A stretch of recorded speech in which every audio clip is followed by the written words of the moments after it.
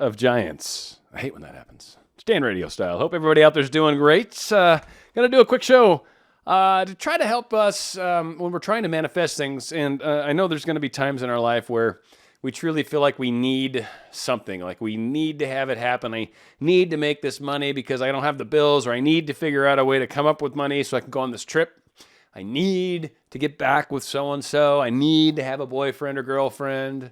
I need to find a date to the dance, right? Whatever. I don't know how many people I have that are, going to dances on my show. There's probably some.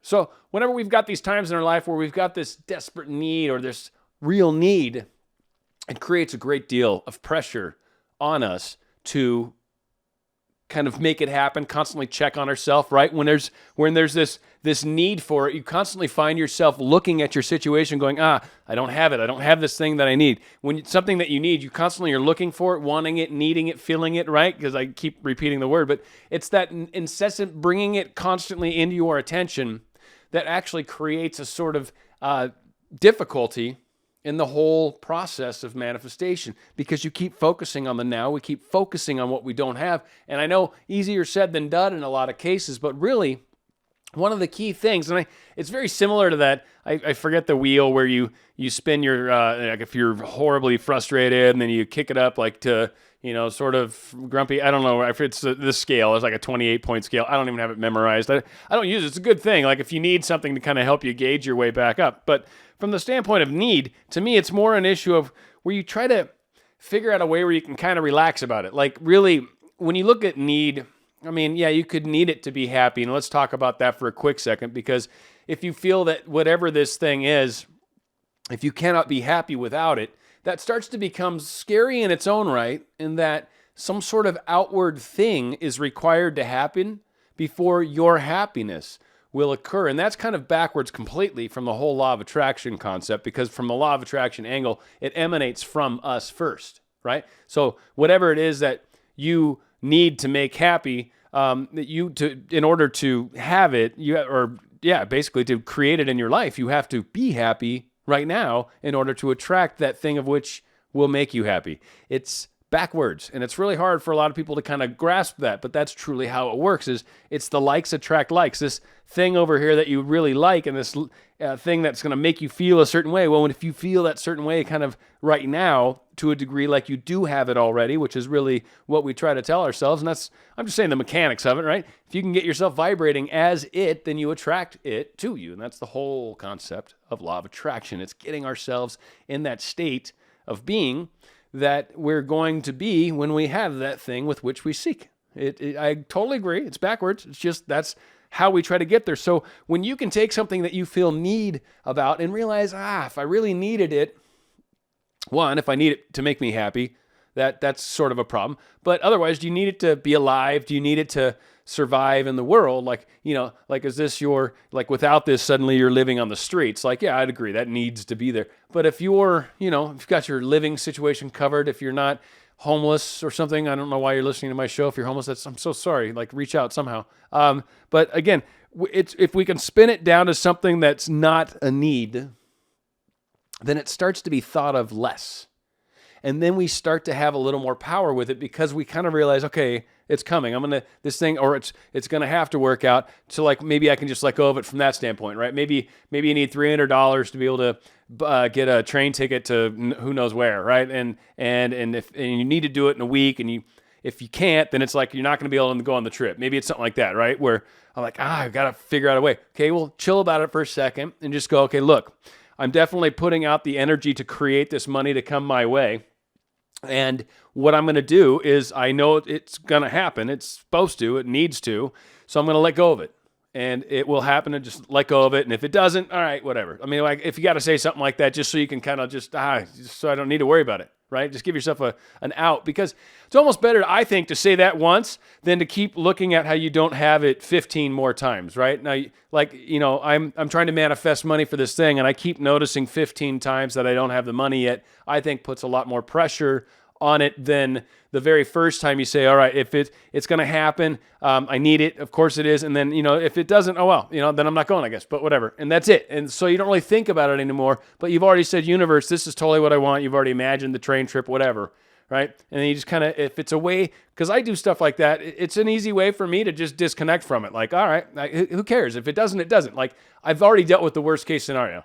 That's what I frequently do. I think it's usually it just makes it easier. Like if I look at like what happens if I don't get this thing, then I'm like, okay, I can live with that, fine. And then I don't have to worry about it at all. And it usually happens because I'm not. So if we can find a way to relax about this thing that we need so desperately, and when you can finally get that place where you're no longer really worried about it, you're no longer thinking about it every 5 minutes, every 10 minutes, maybe every 30 minutes, right? Maybe now it just happens, I don't know, a couple times a day, 4 times a day. I don't know, once every other day. I don't know. Whatever it is, sometimes getting ourselves off of it allows things to start happening. And as I've said in other videos kind of recently too, really letting go of our expectation of how this is supposed to play out. When we can really get out of our own way. And I think I'm probably going to try to do a few more videos around this concept because so many of us, I think, are walking around in this cloud of ourselves. And it's really a cloud because there's nothing solid that you can necessarily grasp at. But when you start to notice that you're like, it is kind of cloudy. Like when you start to notice that you're sort of in this cloud of yourself, and then you start to notice maybe some of the thoughts that happen, some of the behaviors you do maybe commonly, or maybe some of the things you bring up from your past, such as an issue that my parents left, or something weird, or my dad left us when I was young, like, or my babysitter did something horrible to us, right? I don't know, whatever. If there's something that you kind of find that you're like, I always do bring that up, right? When we start to realize how there's many different ways we can put on the handbrake, we can put on moments of I'm not worthy, we can put on places where we're maybe kicking dust at the thing that we like we're like, I want it, but I don't know, it's not that big a deal, right? Like, I don't know, I don't really need it, because we feel like we're not going to get it, right? So we instantly just, and like kick dust on it. And those are the moments where it's really, if you truly want to walk away from something. But if it's something that is inside of you, again, something I'm going to bring up a lot too, is we don't want to go and let that song inside of us still be playing. We don't want the music in our soul to still be singing for something that we've yet to do. Like, we want to accomplish these things. So to spin it back into the whole point, when we can start to relax about the manifestations, when we can find a way to kind of, okay, I know it's going to happen. This is the thing we all talk about. If you haven't done the basics, it makes it harder. And the only reason is once you've done the basics over and over a bunch of times, you get to this place where you're like, yeah, no, there has to be something to this because it oddly happens. Like the little things seem to happen. So when you start doing some of the bigger things, you start to notice certain things happen. They just may take a hair longer. I don't know. I think it's because of complexity. I don't know what it is. Maybe it's because we believe it should. And I don't think we're at an instant universe yet, frankly. But it seems the more complicated it is, more moving parts have to come together, but eventually it happens. And I've created like awesome jobs in my life that I had no business doing. I've gotten into places. I've got a lot of, it's just, I've met people. I mean, there's a lot of things. There's stuff I would sound so crazy if I told you some of the crazy, crazy stuff that I've been involved in.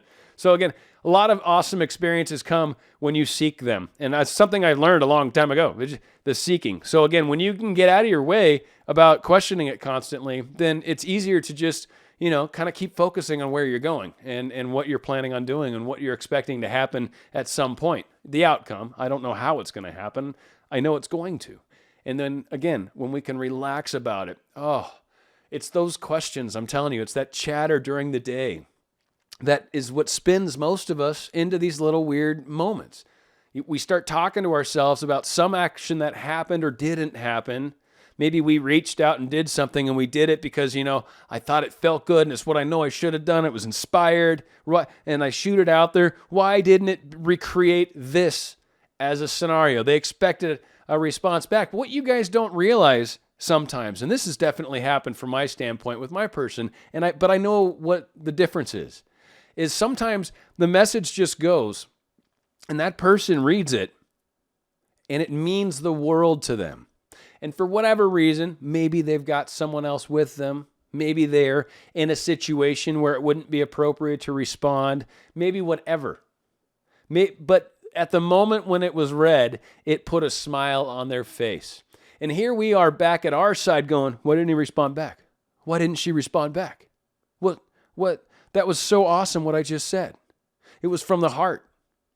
Yes, it was. And what I assure you is it was received from them as such. You don't have to respond. Again, that's a preconceived expectation that we have on this situation. I did this behavior expecting this behavior. That's not going to work, and the universe is frequently going to throw that back in your face as a lesson because that's something you need to get past. We're not here to control the emotions. We're not here to control how it happens. We're not here to try to manipulate universe. Good luck, by the way. Good luck. You can temper tantrum all you want. It is awesome.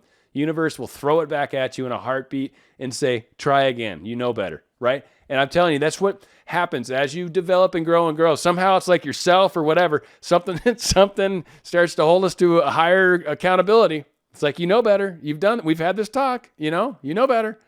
And you're like, oh yeah, I got to be more specific because you'll get it back. It's funny. You're like, I just hope they're happy. And they'll send you a smiley face. And you're like, okay, that's so not what I wanted. You're right. Okay. I hoped that the test went good at school. And then it's like, yeah, no, the test was great. It was awesome. I got an A. Bam. That's what you wanted to know. Right. But instead you're like, I hope you're happy. No, come on. You know better.